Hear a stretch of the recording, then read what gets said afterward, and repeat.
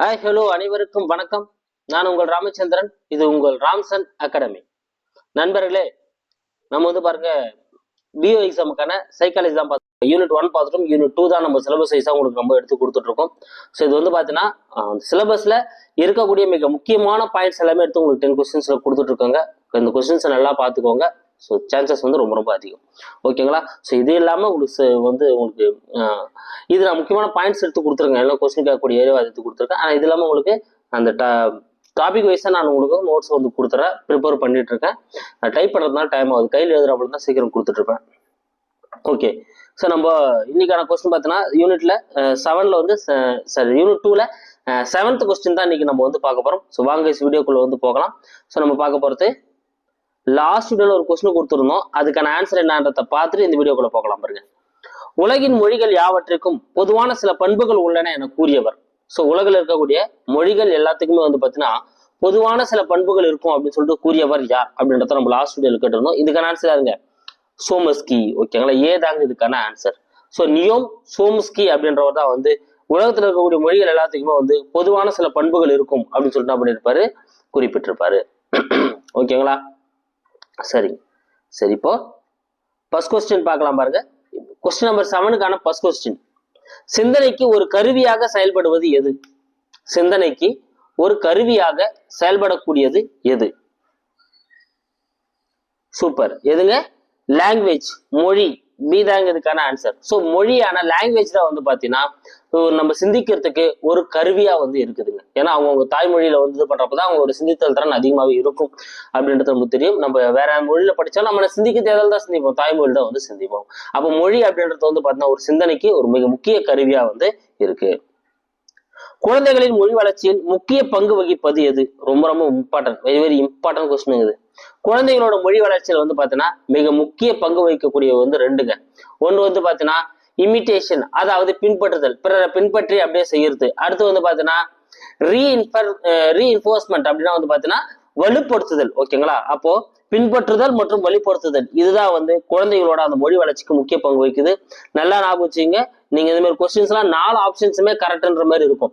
இப்போ குழந்தைகளோட மொழி வளர்ச்சியில் முக்கிய பங்கு வகிப்பதுன்னு சொல்லிட்டு பள்ளி மற்றும் குடும்பம், ஓகேங்களா, அப்படின்னு கொடுத்தா நம்ம எடுத்துக்கிற மனநிலை வரும். ஓகேங்களா? ஆனா பின்பற்றுதல் மற்றும் வலுப்படுத்துதல் அப்படின்றதா இதுக்கான கரெக்டான ஆன்சர். ஓகேங்களா? ஸோ அப்போ இமிட்டேஷனையும் ரீஇன்ஃபோர்ஸ்மெண்ட்டையும் ஃபாலோ பண்றப்ப குழந்தைகளோட மொழி வளர்ச்சி ரொம்ப வேகமா இருக்கு.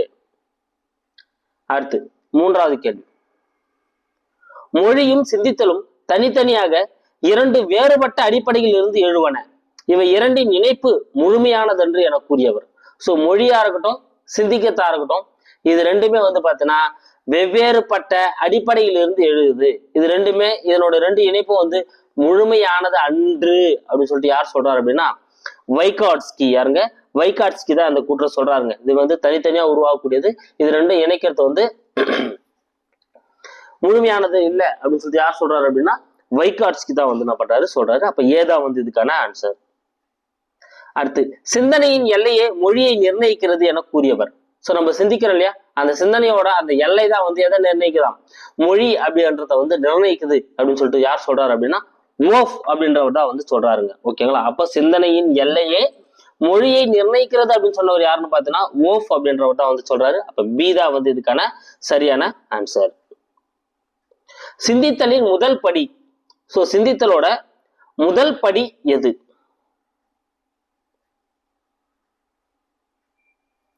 சூப்பர். எதுங்க? புலன்காட்சி.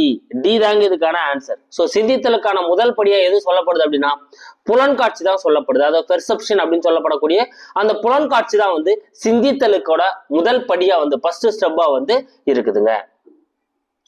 அடுத்து, சிந்தனை என்பது கருத்துக்களை மறுசீரமைப்பதாகும் என கூறியவர். சோ சிந்தனைன்னா என்னன்னா ஏற்கனவே இருக்கக்கூடிய கருத்துக்களை நம்ம என்ன பண்றோம்? மறுசீரமைக்கிறோம். ஓகேங்களா? சோ அது என்ன பண்றோம்? ரீகன்ஸ்ட்ரக்ஷன் பண்றோம். அதுதான் அப்படின்னு சொல்லிட்டு சொன்னவர் யார் அப்படின்னு பாத்தீங்கன்னா கோலஸ்னிக். யாருங்க? கோலஸ்னிக் தான் இதை சொல்றாரு. ஓகேங்களா? அப்ப மறுசீரமைப்பு அப்படின்னா கோலை வச்சு மறுசீரமைப்பு பண்றாங்க அப்படின்னு ஞாபகம் வச்சுக்கோங்க. அந்த வேர்டு நீங்க கோலஸ்னிக் எடுத்துருங்க. சிந்தனை என்பது ஒரு பிரச்சனையை தீர்த்தலுக்கான மன ஆராய்ச்சி என கூறியவர். சோ சிந்தனை அப்படின்றது பாத்தீங்கன்னா ஒரு பிரச்சனையை தீர்த்ததுக்கான மன ஆராய்ச்சி அப்படின்னு சொன்னவர் உட்வர்த். ஓகேங்களா? சோ சிந்தனையை பற்றிய மன ஆராய்ச்சி எப்படியா இருக்கணும், ஒர்த்தா இருக்கணும் அப்படின்னு ஞாபகம் வச்சுக்கோங்க. அப்போ உட்வர்த் அப்படின்றது தான் இதுக்கான ஆன்சர். சோ சிந்தனையை பற்றிய மன ஆராய்ச்சி எப்படி இருக்கணும், ஒர்த்தா இருக்கணும் ஞாபகம் வச்சுக்கோங்க. அப்போ உட்வர்த் அப்படின்றதா இதுக்கான சரியான ஆன்சர்.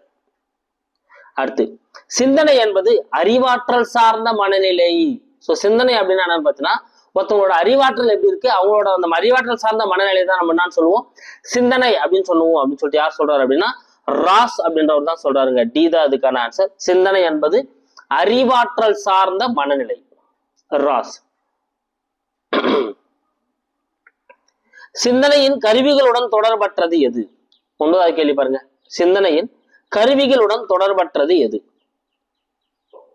பிம்பங்கள், கருத்து, குறியீடுகள், வயது. இதுல வயது வராதுங்க. சோ டி தான் இதுக்கான ஆன்சர். பிம்பங்கள், கருத்து, குறியீடுகள் இது 3 வரும். அடுத்து மொழி. ஸோ இது எல்லாமே சிந்தனையோட கருவிகளா செயல்படக்கூடியது.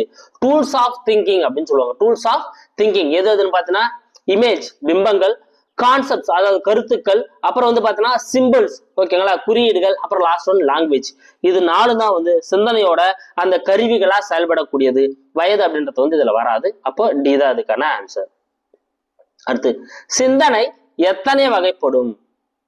சிந்தனை எத்தனை வகைப்படும்? ஸோ டைப்ஸ் ஆஃப் திங்கிங் அப்படின்னு பார்த்தீங்கன்னா, ஸோ சிந்தனை பார்த்தீங்கன்னா 4 வகைப்படுங்க. எத்தனை வகைப்படும்? 4 வகைப்படும் சிந்தனை. ஸோ சி தான் இதுக்கான ஆன்சர். என்னென்ன சிந்தனை அப்படின்னு பார்த்தீங்கன்னா, புலன்காட்சி சிந்தனை, ஓகேங்களா, ஸோ பெர்செப்ஷனல் கான்சென்ட்ரேட் திங்கிங் அப்படின்னு சொல்லுவாங்க. அடுத்து பொதுமை கருத்து சிந்தனை, ஓகேங்களா. அடுத்து கான்செப்டனல் அப்சர்ட் திங்கிங் அப்படின்னு சொல்லுவாங்க, ஓகேங்களா. அடுத்து தர்க்க சிந்தனை அப்படின்னு சொல்லுவாங்க. ரிஃப்ளெக்டிவ் ஆஃப் லாஜிக்கல் திங்கிங் அப்படின்னு சொல்லக்கூடியது. அடுத்து விரி சிந்தனை அப்படின்னு சொல்லுவாங்க. கிரியேட்டிவ் திங்கிங் அப்படின்னு சொல்லிட்டு பண்ணக்கூடியது சொல்லக்கூடியது, ஓகேங்களா. 4 வகைப்படும் சிந்தனை. எத்தனை வகைப்படுங்க? 4 வகைப்படும், ஓகேங்களா. ஸோ இந்த 10 கொஸ்டின்ஸ் வேகமா ஒரு ரிவிஷன் கொடுத்துட்றேன். சிந்தனைக்கு ஒரு கருவியாக செயல்படக்கூடியது மொழி. குழந்தையோட மொழி வளர்ச்சியில முக்கிய பங்கு வகிக்குது பின்பற்றலும் வலுப்படுத்துதலும். மொழியும் சிந்தித்தலும் தனித்தனியாக 2 வேறுபட்ட அடிப்படைகளில் இருந்து எழுவன. இவை 2இன் இணை முழுமையானதென்று அப்படின்னு சொல்லிட்டு சொன்னவர் யாருன்னு பாத்தீங்கன்னா வைகாட்ஸ்கி. சிந்தனையோட எல்லை தான் மொழியை நிர்ணயிக்குதுன்னு சொன்னவர் ஓஃப். சிந்தனையோட முதல் படி அப்படின்னா புலன்காட்சி. சிந்தனை என்பது கருத்துக்களை மறுசீரமைப்பதாகும் அப்படின்னு சொல்லிட்டு சொன்னவர் யாருன்னா கோலஸ்னிக் தான் சொல்லியிருப்பாரு. சிந்தனை அப்படின்றது ஒரு பிரச்சனையை தீர்த்தலுக்கான மன ஆராய்ச்சி அப்படின்னு சொன்னவர் உட்வர்த்.